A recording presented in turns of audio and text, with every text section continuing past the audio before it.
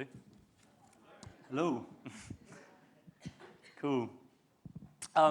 When John sort of explained that we'd be giving this morning to thanking God and praising Him for stuff, I was really filled with this curiosity, I suppose, about what thankfulness actually is. I mean, obviously we know that it's a good thing. Like instinctively, we know that giving thanks for stuff is a positive thing to do.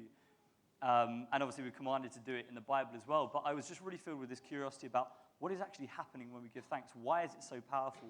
Why is it such an important command? And so I started kind of digging around and looking a little bit about what's happening when we give thanks. And the stuff I came across actually made me really excited for today and the opportunity that we have to kind of give thanks and to give praise to God as we look forward into the new season we're facing as a church.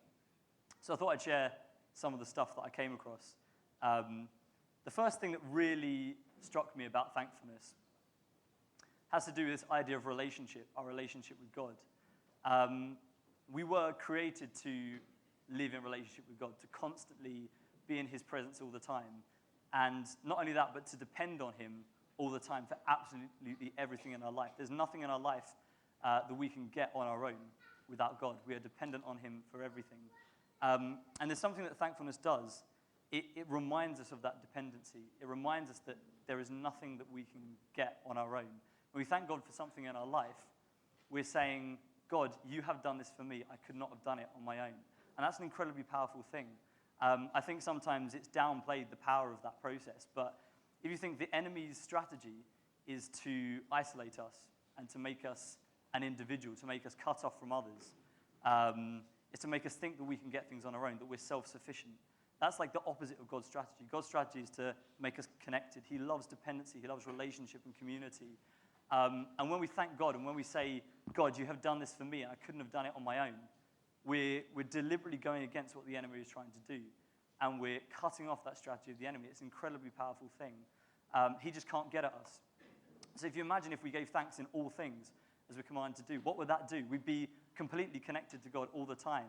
There'd be no room for the enemy to get at us. And I just found that amazing. Every gift from God, every time God blesses us with something, is never just to satisfy some practical need in our lives. If God gives me a financial blessing, it's never just to sort out my money situation. It's always to invite me to a deeper place of relationship with Him. And it's possible to receive some of the benefits of a gift from God without giving thanks. And if you think of all the amazing kind of musicians and artists in the world, that's a gift from God. And they haven't thanked Him for it. They're living in the benefit of that gift. So it's possible to receive some of the benefits of God without giving thanks. But if we miss the chance to give thanks, then we're missing really the real reason He gave us the gift in the first place. If you think of the story of the 10 lepers, when Jesus heals the 10 lepers, they all receive the practical benefit of the healing. They're all healed from their disease. But only one of them recognized the significance of that and returned to Jesus and gave thanks. And in doing that, he received something far greater than the others did, which was that connectedness to God and that relationship. So that's the first thing that struck me about thankfulness. It connects us to God and deepens that relationship with Him. The second thing was this idea that when we give thanks to God, we're feeding ourselves on His blessing. We're feeding ourselves on the things He's done for us, the blessing He's given us. And that prepares us for the expectation of more blessing. When we're aware of what God has done for us, we're anticipating what He might do in the future. The idea of remembering stuff is taken really seriously in the Bible. In the Old Testament, it's always talking about remember the works of God. And they're always making these kind of ordinances and places of remembrance for God. And it's a very powerful discipline. Forgetting God's works is treated really seriously in the Bible. There's a story where it talks about, I think in Psalms, the Ephraimites, they were prepared for battle, but they turned back on the day of battle because they forgot the good works that God had done. So in that scenario, forgetfulness of God's works actually allowed fear to enter, and it removed that army from the front line of what God was doing. And we can't afford for that to happen with us. The opposite story would be in 2 Chronicles, Jehoshaphat is facing invading armies, and he deliberately recalls the works of God. He says, God, you have delivered the Israelites from all of these other armies, and that raised the faith and the expectation that God would deliver him from this particular invading army. He didn't know how God was going to do it, but he knew that it was God's heart to do it. And he actually led the army out with thankfulness. He sent the worshippers out before the rest of the army, and it led them to victory and to blessing.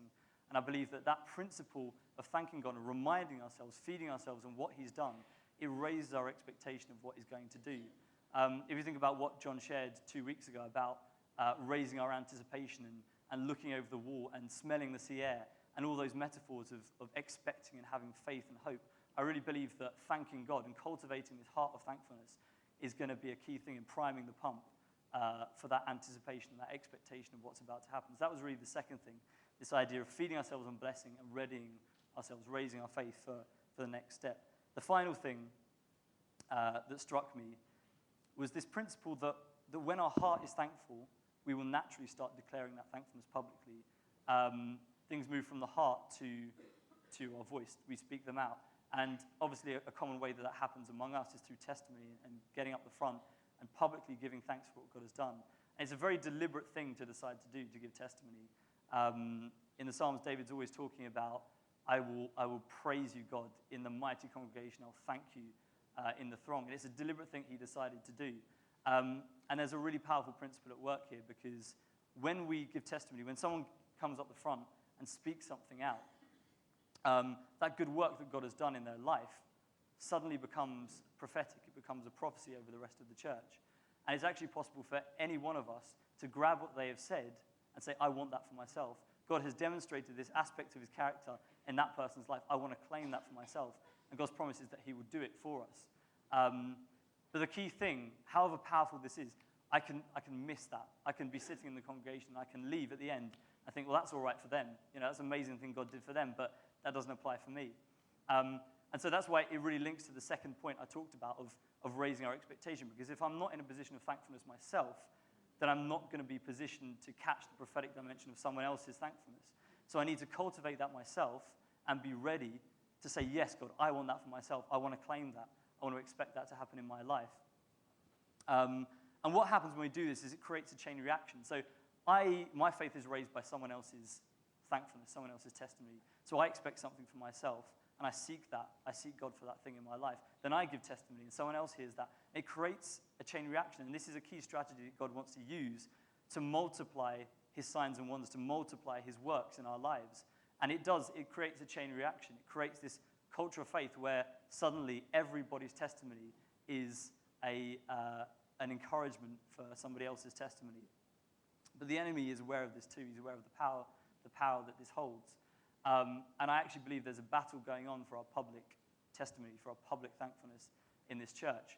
Because when God does a good work in my life, whatever it may be, it might be a healing or financial provision or, I don't know, some kind of deliverance or something. Whatever that good work is, the enemy can't take away the fact that God has done that good work. That's done. It's a done deal. It's solidified in my life.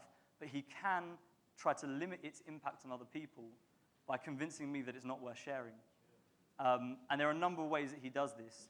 But it's all lies, basically. But he'll say things like, oh, it's only a small thing. No one else has given thanks for something like that before.